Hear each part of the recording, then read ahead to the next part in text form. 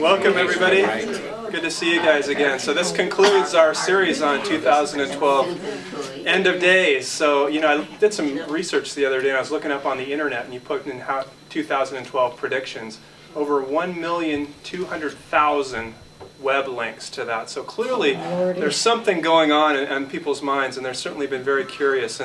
And the turnout has been fantastic. We've had some great speakers, and I see some familiar faces again, and we thank you guys for supporting the museum and our different endeavors. So, you know, whenever you're talking about end-of-world theories, you know, you have to somehow touch on religion. So I know that was important for me, and fortunately we've got some good friends in the community who are willing to talk about at least that aspect of end of days. So, with that, our two guests, Reverend Blythe Sawyer, United Church of Christ, and Rabbi Ted Feldman, B'nai Israel. Thank you. Okay. So you all came for the truth, right? After all those other speculative kinds of things that everybody was talking about. Yeah, let's get right to it. Let's get right to it. Yeah. Actually, I've been trying to think of the words, the end of the world, and here on the eve of September 11th, I can only imagine that there were 3,000 people, almost 3,000 people, who probably thought that this was the end of the world. And of course, it was the end of the world as they knew it and as they experienced it. So, in some ways, this is an appropriate time to get together. And it was fascinating when Joe called me and said, what could I do about the end of the world? I said, nothing I can do about it. And so, I mean, part of Blythe and I often have dialogues together, and we often search for what we disagree about, so because it's hard for us to find it. So we're going to each try to give a little explanation of our traditions, what our faith traditions may say about it, and then, of course, what we personally have to think about it, and because there's always some discrepancy. And I begin this acknowledging that human beings are prone to label other groups of people as everybody in that group thinks this way. And the truth is far from that, as I hope all of us know. And so I hope this will be an opportunity not only for us to share what our faith traditions might think, but also what you might think and how you perceive that. And hope you'll have some questions or challenges or statements to us during our program, our discussion today. We figured we could cover this topic within 4 to 5 hours. And you'll understand the end of the world by then. You'll be wishing for it. So can everybody in the back hear us okay? You're okay? Is that in case it's not so good so you can exit? Is that back there in the car? Okay? Just checking. All right. Or if the end of the world is coming, you want to be the first ones out the door, I understand. Okay. So maybe I'll start. We'll start with you. You can start. You're on a roll. Tell us all about Judaism and the end of the world. Is the roll that I'm on a bagel, or what kind of roll am I on? Well, traditional Judaism, every Western religion has speculative theology. That's what I call it. What I mean by speculative theology is thinking we have ideas about what we'll never know about, what we can't know about in certain ways. When we talk about an afterlife and what our visions of the afterlife are, we don't really know about it. We just think we know about it, and we use evidence that has gathered through the centuries that is considered to be godly, the words of the Bible, the biblical traditions, the Old Testament, the New Testament. But if push comes to shove, we actually don't know about it. We just speculate through those words about what it is like. And so within Judaism, there is a speculative tradition. And we have a number of terms. We have two main terms. One is Acharit Hayamim, which would be translated as the end of days. The end of days. And the second term is Olam Haba, the world to come. So both of those in some way seem to indicate that the world has some point where things are going to be different. Things are going to be different. For me, I find it, to separate from that traditional explication, I find it fascinating that people, even 2,000 years ago, realized that life is temporary, that this world might very well be temporary, and that the whole notion of God as it developed through the biblical traditions, old and new, was based on the notion of we who are temporary being able to connect with something more eternal, with something more eternal. Because it's that connection with something eternal that somehow gave people the ability and the strength to make it through life, to live with hope, to extend their ability to envision their lives beyond what may have been very difficult moments in their life. So when they dreamed of Acharit Hayamim, of the end of days, or the notion of a world to come, of something happening after this world is finished, whether it be our individual deaths or the death of humanity as we know it, they were trying to make sure that their perceptions of that which is eternal were going to continue. And there are many strands of thought in ancient Jewish tradition about what it would be like after this world came to an end. So we have the term God's kingdom, that it will be the time of God. And so what are we going to do during that period of time? One tradition, that of Moses Maimonides, who was one of the primary Jewish teachers, he said everybody's going to sit around for eternity and study Torah. Torah being the first 5 books of the Old Testament, and in Judaism, the most sacred part of the biblical tradition. So that's what eternity is, sitting and learning what they believed was what God wanted them to understand about the world. And so that was to them, or to some strands of Jewish thought, a great way for us to live forever and ever, to study Torah. Now, some of you might say the best way to do that would be to sit with a cold beer and watch television, go to a Giants, well, maybe not. Maybe not. No. But Next year. next year. See, there's hope. See, that's it. There's hope. Always hope. There's always hope. So there was that one strand, which was eternity. The other was, well, what happens? I mean, what happens to human beings? Are we corporeal? Are we body-like we are now? Well, some groups believe that we would be. And in Jewish tradition, when a person dies, in Orthodox tradition, all the parts of the body have to be kept together. So if possible, and I understand that it's not always possible, all the limbs are present. So if somebody has an amputation, his leg is actually buried in the plot where he eventually, the rest of his body will be buried. So that when this world to come is put together by the skeleton crew, so to speak, there will be the entire body for a physical resurrection that will last for eternity. And there were those in Jewish tradition who believed in a physical resurrection. So not only would we be sitting around studying Torah for eternity, and not only Jews, but all righteous people in the world who receive that reward. You didn't have to be Jewish to get that reward of heaven, whatever that might mean. But also, some people believe that the body, there would be a corporeal resurrection of all the righteous people in the world, and they would spend eternity together. So make sure, no matter how sick you are, you get your hair done, because it may happen that way in the long run. You may need that hairdo.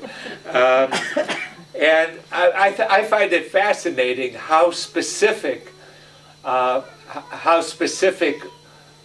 ancestors and our sages needed to be to understand life and the possibility of the end of life. And they needed that comfort to know how much life would continue after the death. And Blythe has heard me say my position many times before, which is, if we don't, the more we need to know about the world to come, from my perspective, the less we trust in God. Because I believe we have to live in this world, and that we have an obligation to live in this world. And we have to have some kind of faith that if there is something, it'll be there. But if we spend all of our time in this world worrying about what it's going to be like at that point, then we've wasted our journey through this world. And so when I read about all these speculations about the world coming to an end and this prediction, I don't have time for it. I don't have spiritual time for it. I don't have emotional time for it, or intellectual time for it. I don't have time for that. My job is here in the existence of the connection between my body and my soul. If you look into a Jewish prayer book, into a traditional prayer book, you will see references to Olam Haba, Acharit Hayamim, the world to come, the end of days. They are there, and it's a consistent presence. But the more modern and liberal traditions, particularly in American Judaism, have lightened up on those visions, emphasizing, as I have positioned it, that our responsibility is in this world and to the people who live in this world, and our moral integrity within this world. So I can get into more specifics later, but I will stop there and turn it over to Blythe.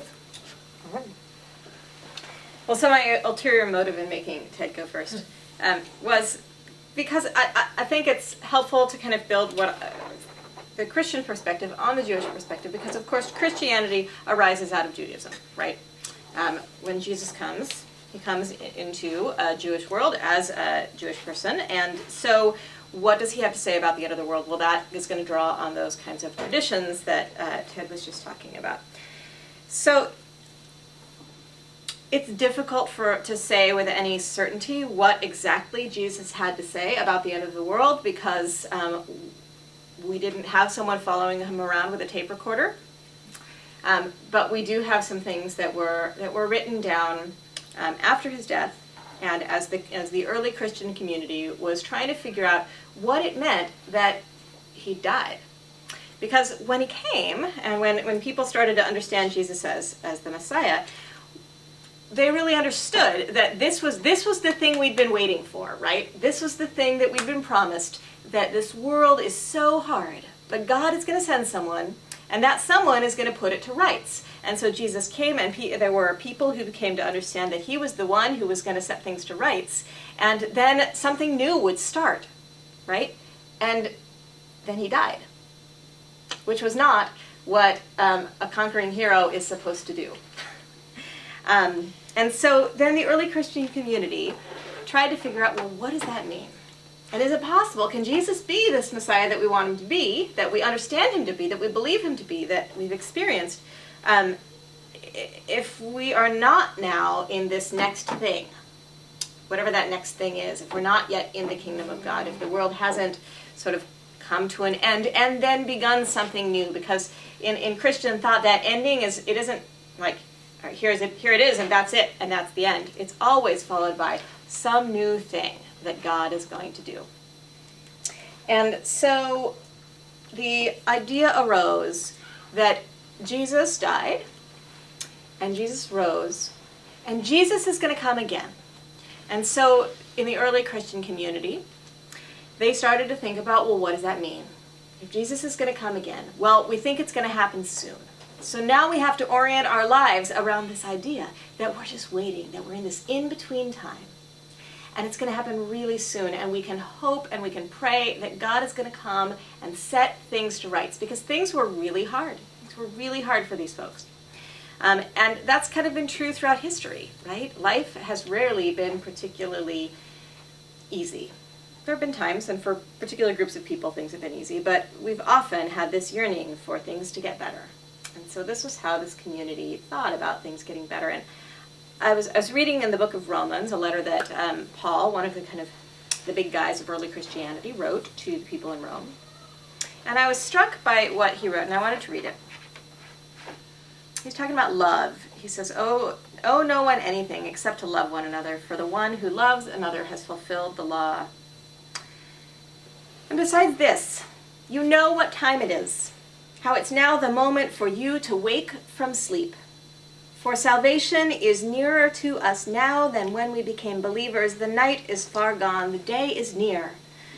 Let us then lay aside the works of darkness and put on the armor of light. Let us live honorably as in the day, not in reveling and drunkenness, not in debauchery and licentiousness, not in quarreling and jealousy.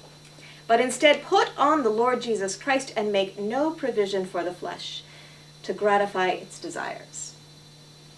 So what was he talking about? He starts by saying, here's the thing. Love. Love is the most important thing. So right now, right where you are right now, live in love. And then he goes on and he says, but wake up, right? Don't sleep through this life. And don't sleep just thinking, well, we're going to just hang around and not really do anything until finally Jesus is going to come and God is going to, in this big earthquake and rending of the skies, is going to set everything to right. But if this is coming, and we hope and believe it is, he might have said, then live as if it's kind of here right now.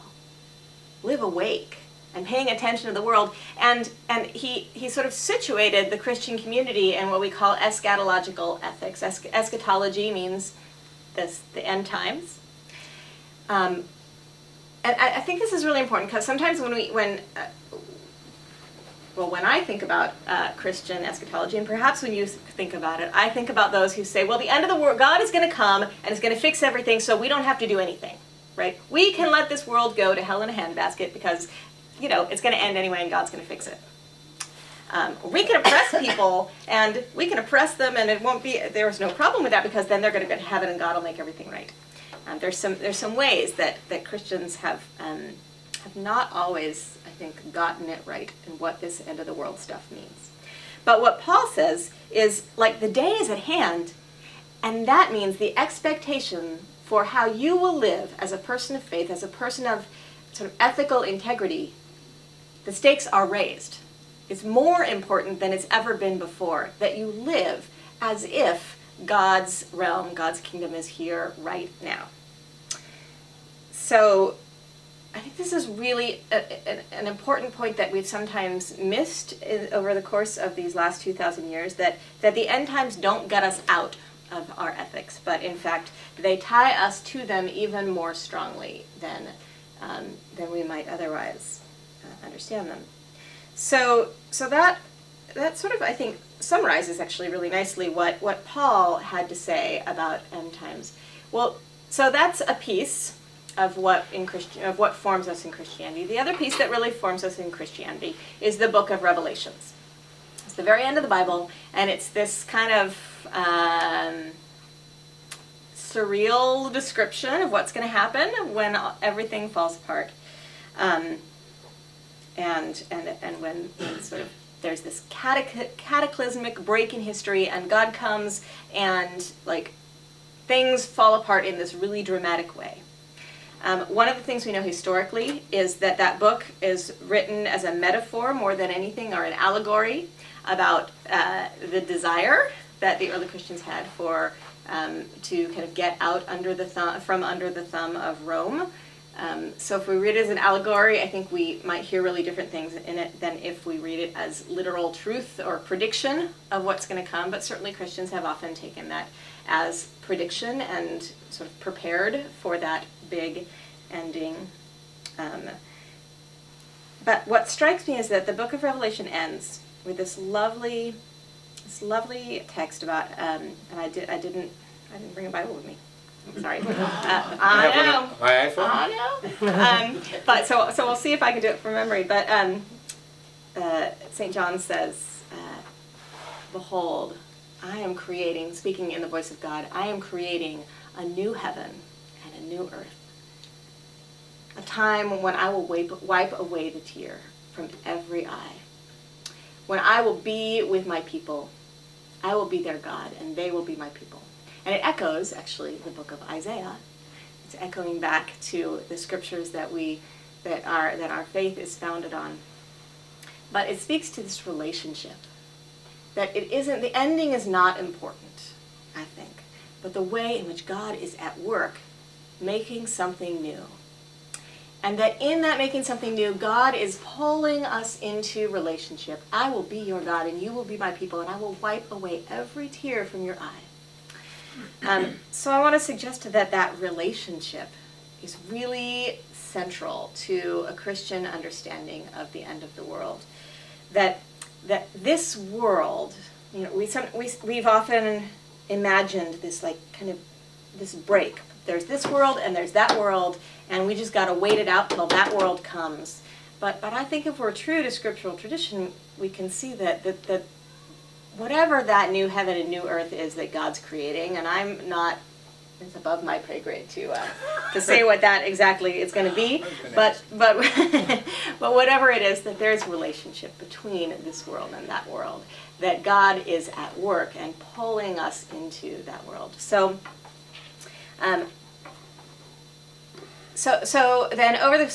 that's sort of biblical sort of understanding of all of this.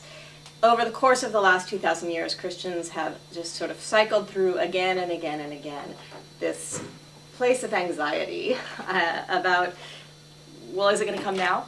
Is it time yet? I have a friend who's a church historian, who likes to remind me whenever we're having conversations about sort of what's happening in the world now or what we're thinking about in the church now. She'll say, well, yeah, and then in the 1800s, you know what? They were thinking the exact same thing, right? And worried about the exact same thing. And so we just see this cycle over and over and over again in Christianity, and it plays out in slightly different ways. But that question of, is it time yet? Things are looking really hard, and we can look around the world right now and we can see things are hard, right? And there are ways that things are falling apart. And I don't personally believe that falling apart means that God's getting ready to send out a lightning bolt and blow it all up so that God can start all over again. But I do think that there are some ways that it's true. We can see it in our lives, we can see it in our world, that sometimes things fall apart in order for something new to arise. So that's one thing that I kind of think about when I think about the end of the world. Not about a literal ending, but about the reality that sometimes things fall apart, and out of that falling apart, something new becomes possible. And so I think there is a way in which God's always at work bringing about something new. And I also, the other thing that I really think about is this business that Paul talks about. This is the moment for you to wake from sleep.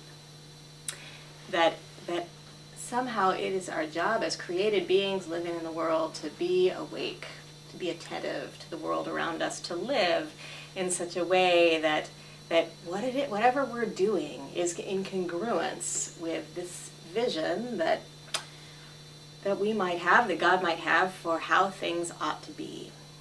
So that we aren't just sort of sitting here waiting for someone to wave a magic wand and fix it all, but we are sort of engaged in relationship in that process of moving toward some sort of healing and hope.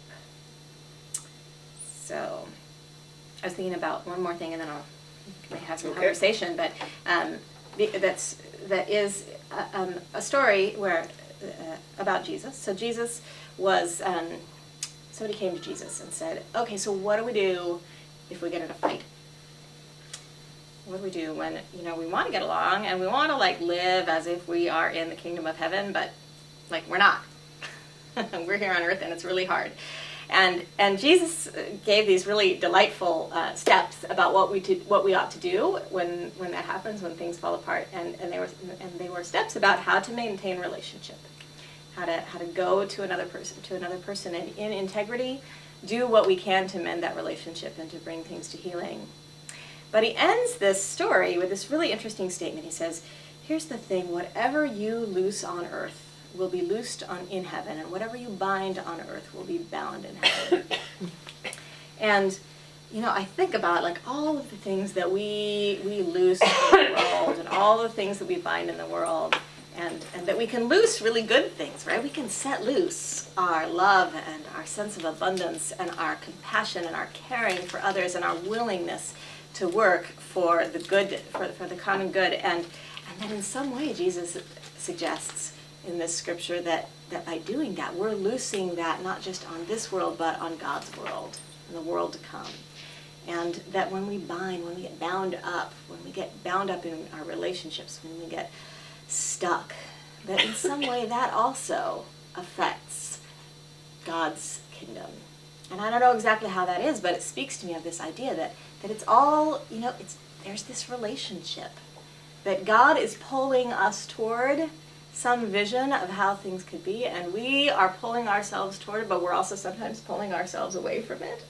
And that in that interplay there's something that is significant. So that's what I have to say. Wow. So I was just actually thinking, well, how would our behavior change if we knew the end of the world were to come on a particular date? As end of the world people like to predict. What would we do differently? And there have been all kinds of speculative stories and books about how our behavior might be different if we knew the end of the world. I'm diabetic, I would have hot fudge sundaes 5 times a day, because what the hell, So, yeah, see, Lil will join me up here too with that. So we'll meet for that if we get the date, okay? Lots of fudge. Lots of fudge. That's what we do in life. We fudge a lot. That's true. We do. So I think that message is a really important one that you've just shared. And I think it's really akin to the Jewish notion, couched differently, very differently, but couched differently, that our responsibility is here, and we have a certain sense of compassion, love, kindness, fulfillment of moral law that we must do in this world. That's our job as human beings. That's where we are. And this end of the world stuff, we can't sit around waiting. It's so easy to be cynical about religious notion, for me, about religious notions of the end of the world, because we've been talking about it for so long. And it doesn't come that way. And I think the focus needs to be in our lives in this world. So, but as I had indicated, that like Maimonides had this vision of people studying Torah forever, and all these ideas of what it was, and the physical resurrection. Were there any kinds of post-kingdom notions of within Christianity that what that was going to be like? Sure. I remember I started my ministry in Kansas, and I did a lot of funerals. I had an older congregation, and so I got to know the funeral director very well, and we would sit around and chat. And so we were out at the graveyard one time, and he said, you know, we have to bury everyone facing the right direction, right? And I said, we do. He said, yeah, you know, you gotta bury so that when the end of the world comes and the trumpets blow, everyone will sit up and be facing toward, is it the rising sun, the setting sun? I don't even know. I don't remember, but you got to be facing the right direction. So yeah, certainly I think traditionally within Christianity, there has been an understanding that when the end of the world comes, that the dead will arise in a physical embodied form, in the same way that the resurrection came in a physical embodied form. And so, yeah, we got to be buried in the right way, so be ready to do that. Well, in Jewish tradition, we bury with toward Jerusalem, facing Jerusalem. Kind of hard for those that have been cremated. I know. Yeah, I mean, so actually, there's right. We bury toward Jerusalem, and the resurrection is the same basic principle. Yeah. That all will happen that way. Yeah. And there are some stories, and I am not necessarily equipped to describe exactly how it's understood that this would happen, or what the exact story is, but you know, that there will be this time of tribulation, that we have to be prepared for that, and so there are sects of Christianity that, you know, well, Mormons, for example, make sure that they have 6 months worth of provisions, so that when the tribulation begins, that you wouldn't have to engage in commerce, which would get the mark of the beast upon you. So there are some ways that, if you take this very literally, that there are things that people might do to prepare for those end times. Of course, you know, you asked that question, how would we live differently? And we saw an example of one way that gets played out around was it in May that the world was predicted to end? Yeah. And we saw people, I mean, it was a really devastating story, right, who believed absolutely that this prediction was going to come true, and they sold their possessions, and they, you know, and they gave away everything they had, out of what I think is a really kind of a compassionate impulse, not necessarily played out in the most helpful way, but to get the word out, right? to give everyone this chance. Of course, that the end of the world didn't come, and I think a lot of people were left both emotionally and financially devastated.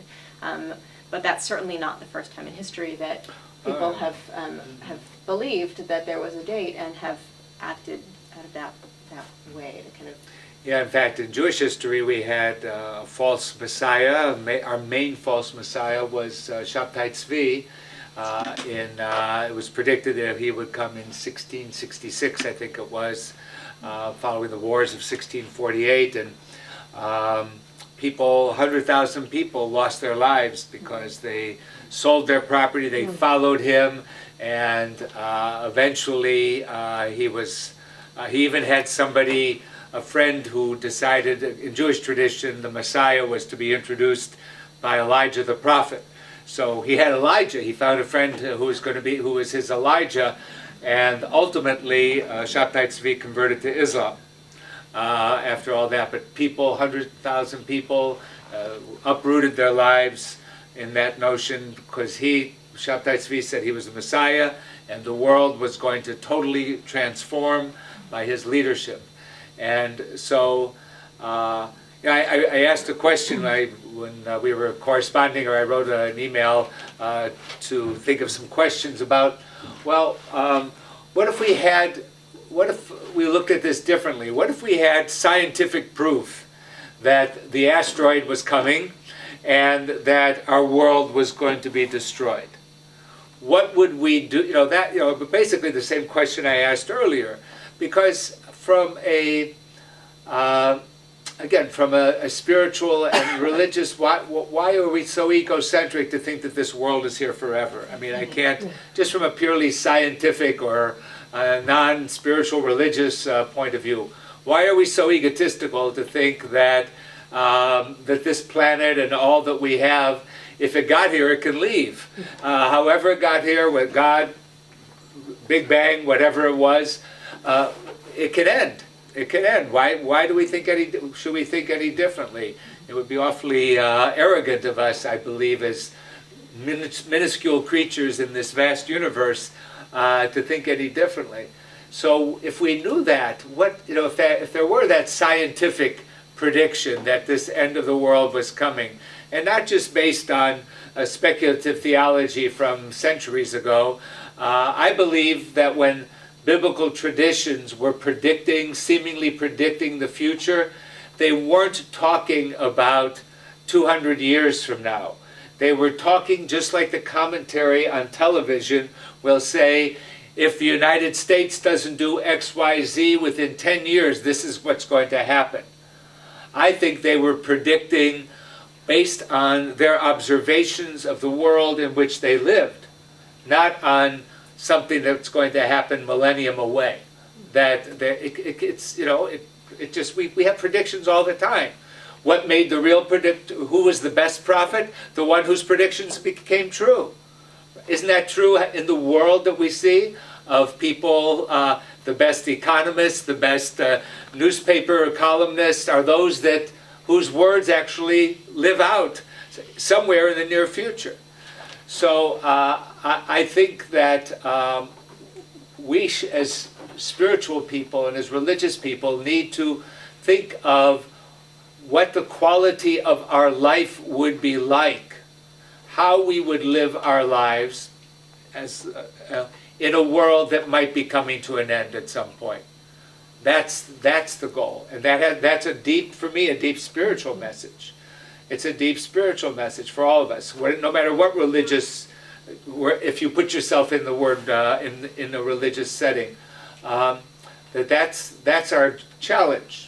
So I wasn't at the other lectures here. I don't know what the scientists, when they said or how they said, but all of those things, we just have to live our lives in a way that will be meaningful for us and hopeful for us in that process. That's the challenge. But, I mean, it also strikes me that, I mean, there are some ways that we are living with some of those kinds of scientific predictions, not necessarily of the world ending, but the world becoming uninhabitable for us. And so what are we doing as religious communities to respond to that? And that there is a wide range of ways that as communities we respond, and ways that we either choose to accept that reality or not. But it does strike me that there's some similarity to the biblical prophets whose job was to sort of say, wake up, pay attention, what you're doing is not sustainable, right? It's got to change. Are you going to change or not? And we're hearing some mostly secular prophets at this point saying, wake up, we got to change. We can't keep going the way we're going. There's a real movement actually within evangelical Christianity to say, maybe we need to pay attention to this, and if God gave us this world, then it is our job to take care of this world and to live in a really different way so that it can continue to be habitable for human life. Well, it seemed to me that this discussion gives credibility to a Buddhist notion of the idea that all is temporary, and that our sense of attachment to things in this world, we really need to examine those, that whether it be our technology that we're attached to, each other that we're attached to in some way. That doesn't mean to undermine relationships, but that we need to understand it and approach it in a very different way, because it is all temporary, and maybe that's a position that all of us can find comfort in. If we can accept the notion that all is temporary, then we have then we're empowered to live our lives in this world in a much freer way. It's when we struggle against the things that we worry about in life, which might be death or wanting permanence of some sort.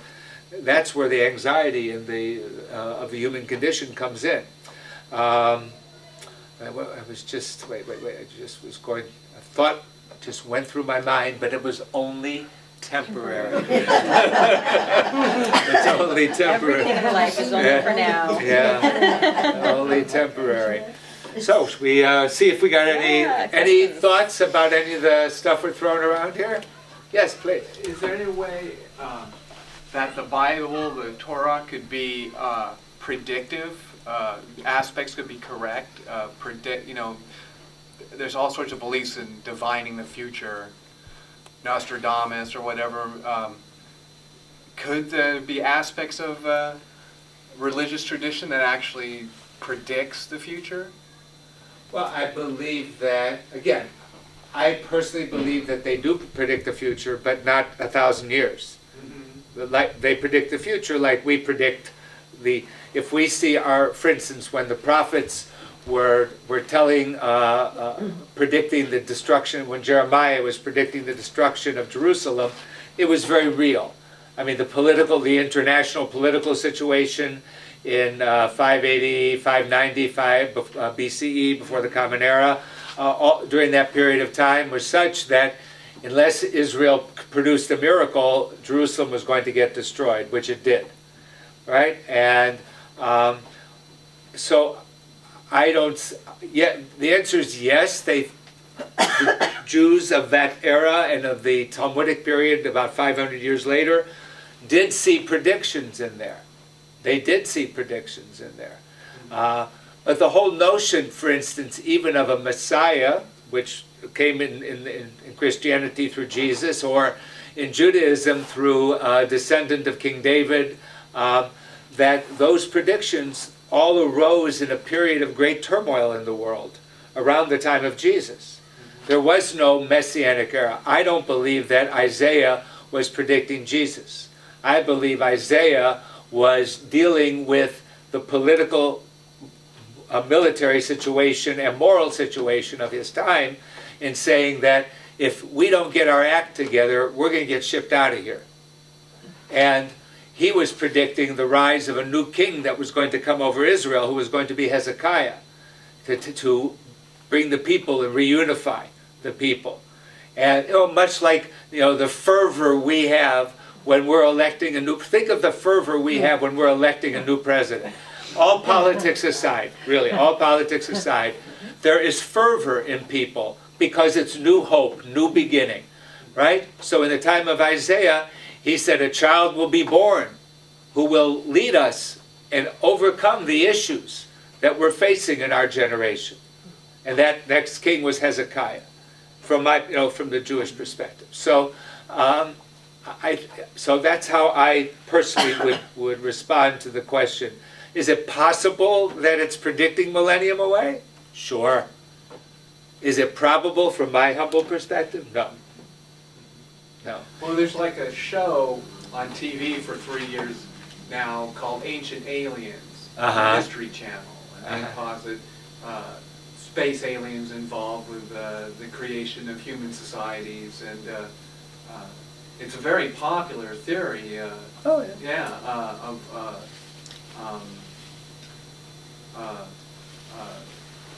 an advanced civilization influencing past cultures. And then this whole 2012 myth is supposed to, in this era, be the culmination of this ancient knowledge, or that's just some of the things that's commonly being discussed. So.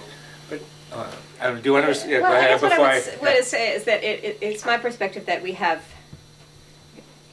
there is something universal in humanity that searches for meaning. We want to make sense of our world. We want to make sense of what the things that are happening to us mean, and we create stories to help us understand what this all means. I think they are true often in deep senses. I don't think they're always factual. And for me, it becomes not terribly important whether or not they're factual. Do they speak to some deep truth about what I understand about the world? Then I want to know about that. And so I think there are ways that some of these things, like the 2012 prophecy, speaks to some really deep anxiety that we're living with right now about what's happening to our world. Right? And the question then, again, as I think both Ted and I have said, is, okay, so if it does speak to that anxiety, what are we going to do with that anxiety? How are we going to let it inform the ways that we live in the world with the same kind of love and compassion and hope? And I think another thing that is so true of us as humans is we do yearn for hope, that really has been a part of our tradition for a very long time. Any other thoughts around? Yes? one thing that always has bothered me about Christianity, and I don't feel as much, I'm just studying the different religions, and the Jewish religion, is the anthropomorphic God. God's up there doing this, God's up, he's going to do this, he's going to do that. It's not possible. And yet, that's the way I see so much of Christianity interpreted. I don't like an anthropomorphic. Evolution's fine by me. Well, Me too. but that's not the way the Christians say. It's always God is going to do. He's going to do this, of course. Right. Yeah. But they turn him into a man, and I cannot accept it. Yeah. Could you accept a woman? Well, not really. Okay, just checking. Just Well, checking. it's an improvement, but not. Doesn't this again though get to in some way to the limitation of our human mind? I mean, I don't know that I don't particularly believe in an anthropomorphic God, and yet when I'm faced with the task of talking about who God is, it's almost impossible to not sort of fall into some anthropomorphic language. Because we can't conceive. Because it's so hard for us to build Exactly. a way to conceive of something that that is beyond the world that we know. And hasn't it always been that way? Didn't the Greek and Roman gods have Yeah. sort of human forms almost? Right. Right. And that's where, for me, the notion of story is so helpful. We take something that is so far beyond our ability to even comprehend or understand or imagine, and we say, here's a story that helps us tap into some piece of that truth. And if we can hold that story a little bit lightly and understand it as a story that helps us tap into truth rather than everything in the whole story and something that we have to kind of completely build our world around. And Jewish tradition says that the Torah is written Kilshon B'nei Adam, in the language of the human being, basically reflecting what Blythe just said, that we wouldn't, this concept of this unseen God that you can't touch and feel, the only way we have to use human terms to talk about that God because we don't have other capabilities. And thus we're left with the anthropomorphism.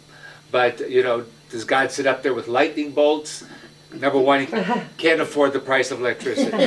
So it's unlikely that God's sitting up there sending lightning bolts down, and that anthropomorph, that vision that many people have of biblically rooted religion. And most of us in the business here don't see it that way. We don't see God operating that way in our lives and in our world. It's a different experience for us. It's interesting to me how all the religions sort of mesh. I was thinking about what I heard yesterday from the woman who was talking about the Mayans. And her concept was that each time this cycle of calendar goes around, every 5,125 years, there's a new culture born, an awakening like the age of Aquarius kind of thing, where people are all come out the other side better than they were before. And so the idea was that you wanted to be in the present and you wanted to be working on being better than you were, so that when the cycle went around, you'd be ready for it. I think that's kind of what she said. And that's kind of a good idea to do, right? Even if things aren't coming to an end? I think that's kind of what she said. And the other interesting part was the awakening, the wake-up thing. Yeah. They described it as sometimes people have a dream where they wake up and they're not in the same place they were when they went to sleep. And that's kind of how how the Mayans describe what would happen when the world ended. You'd go around and it'd start again. Because each one of these cycles ends on the same day that the start of the next cycle is, and you just wake up in a different world. Yeah, when I read a poem at services this morning, written right after 9/11, in which I don't have it with me or the text, but memorized, but basically waking up to a world where that didn't happen, where the events of 9/11 didn't happen, and that. We all, if I asked you, would you like to wake up tomorrow morning and find the world without pain, without illness, without all the things that, without war, all that stuff, if anybody said no, it would be, be very unusual. It would be very unusual. So in the spirit of what Blythe just said, there's that notion that the end of the world is a trigger for us to behave in in a different way that maybe can help make our world be better in some way. There's a so I mean, there are the way you guys described how you know think about the end of the world seems pretty appropriate. You know, sticking with ethics and you know using it as a you know not quite hoping for it, but there are communities in the world, religious communities that are hoping for it and even yeah, like anticipating giddily the destruction and turbulence and that sort of thing. I'm wondering, are they getting something specifically wrong? Or is there something that, a piece of scripture or intellectual tradition that lends itself towards that? I don't know. You want to? Yes. I mean, there are scriptures that they're drawing on. Absolutely. I think the question becomes, how do we, we all, in anything that we read, scripture or anything else, we're going to have ways we interpret what it means and how literal or factual we might understand it to be. I think that even in those traditions that are kind of giddily anticipating the destruction, ideally, one would hope, that it's not ultimately about the destruction. It's about the hope that through that destruction, out of the ruins, something is going to arise. And so they've pinned their hope on some pretty small segments of what's in Scripture, and pin their hope on it happening in a very factual way. Ditto. Yes, and we did actually try very hard to get one of our colleagues here who might be able to speak more out of his own tradition in relationship to that kind of thing, and we're not successful. But because, I think for both, neither of us really have that much. Right. I mean, to me, that kind of, I almost see it as suicidal depression. Looking forward to the end of the pain in this world, and gleefully welcoming that destruction. I see history as an evolutionary process, spiritually too, not just about the biological world, but about the emotional, spiritual, ethical, moral worlds we all go through. And I think we keep coming back to that same theme of people wanting things better in the world. And the end of the world concepts that is one of the offerings that human beings have devised throughout history to help think that that's possible.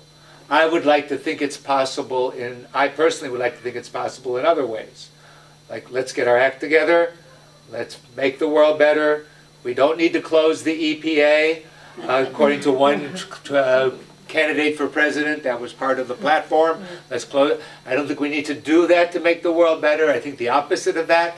But the fact is that we are in partnership with God, however we conceive of that. We are in partnership with God in this world to make it, to steward it, as Blythe referred to earlier, to steward this world.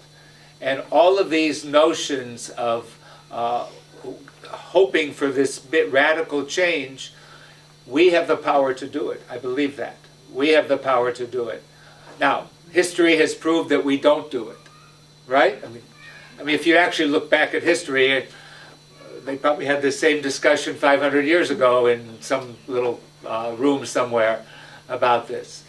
But the fact that we have people who are willing to direct energy, thought, power, etc. in making it different, that's how we save the world, not look forward to the end of the world. That's my little sermon about that. I'd like to ask both of you what your understanding of the word rapture is. Rapture.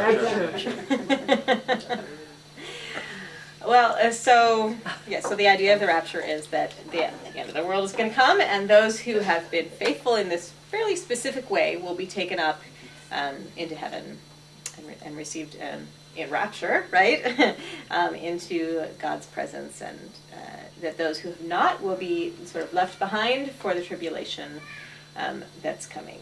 So again, it's not particularly biblical, this notion. I mean, there are, like I say, there are very small segments of Scripture. You could take a couple sentences and then you build a belief system out of it. Yeah, so that's the idea behind the rapture. And we don't use the term. We don't use the term rapture. But there is this notion of all the righteous of the world, not just Jewish, but those who are righteous, and there are definitions in the tradition about what that is, will receive reward in the world to come. That's about as far as we get to the word rapture. Okay? I'll get the materials to read forever. Well, one idea was to read, study forever. Yeah. I think in the new notion it's to use a Kindle, and it's kind of digitally formed, and studying digitally forever. Yeah, I mean, if this little thing can hold 3,500 books, it's amazing. That's miraculous. Well, and so I am a musical theater aficionado. And one of my favorite musicals right now is the Book of Mormon. And so the premise of this is that these missionaries go to Uganda to evangelize the folks living there, and they tell these stories about what it'll be like, right? If you can accept God in this particular way, what it'll be like. And they tell these stories about Salt Lake City. And so there's this lovely song where this woman sings a song about Salt Lake City.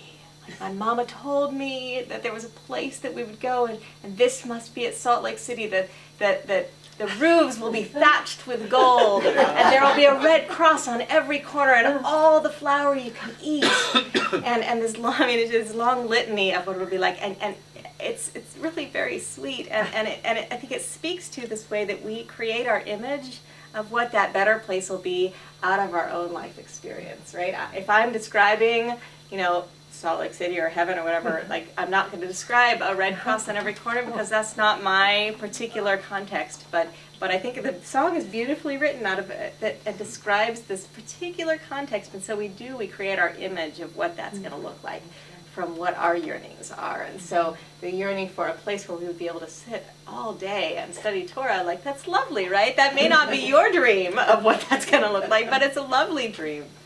It's with a latte. With a latte. If I could latte, I'll study Torah all day long. With a latte, happy. it'd be okay. I remember I was in Salt Lake City at the Mormon Tabernacle many years ago, and they had a movie of heaven, of what it would be like to go to heaven at the Mormon Tabernacle.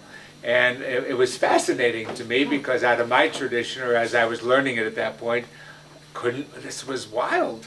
It was, there was Aunt Tilly with a halo around her head and her wings, and she had this beautiful bouffant hairdo, and it looked like fun. But it gets back to that idea it's the same thing. that we were talking about. Like, it's all so far beyond our imagining, right, that all we can do is we put some stories to it that make sense from where we're sitting. And every culture creates that image, and not only the culture, but individuals within the culture have their variations on that theme. I have been sitting here trying desperately to distill the essence of whatever difference there is between you. and I can't. And so how do you differ with respect to how you see the possible end of the world, which, I think we're all, like you said, it's realistic, an asteroid could strike or whatever, and what would happen? Is there something that is there a summary of how you differ? I can't find it. Well, I think we've had this discussion too. So I think that from a worldview, I think the difference centers around Jesus. So that from Blythe's point of view, the getting to the understanding of what that is like is rooted in her understanding and her faith in Jesus and Jesus' role and the texts around which Jesus taught, right? I'm getting to it in a different way. But you get to the same place, We don't get you? to the same place. Pretty much. Pretty much. Now, is that a correct definition of what, So, yeah. what's That different must mean between us? something, but I Yeah, don't know I what. mean, we thought of having like a dartboard that had Jesus and Moses, and we could throw darts. You know. But yeah, so I think that we, and what I hope this, what I would hope this, for whatever it's worth to the people in this room, is that two people who come from very different faith traditions, that are often seen as opposites in the world, that it's actually doesn't have to be that way. And that I very much can respect what her starting point and her faith, and she can likewise do the same. And we can sit here and share with you about that and explore that. So if nothing else has been distilled from our experience here today, we hope that it's that part too. Anything you want to add before we finish up? Okay. So Joe, we're all done. What do you think? Fantastic. All right. Well, thanks to our special guests. It's been an amazing series. Thanks you guys so much for supporting the museum. If you're not a member, please become one. We got a great website, a lot of fun stuff going on. Pirates opens up on the 16th, so hopefully we'll see you all again soon. Now there's salvation. Yeah. Pirates. They have great pirate t-shirts. Oh, yes. Oh, yes. That was Anyway. fascinating. Now watch. That was just fascinating.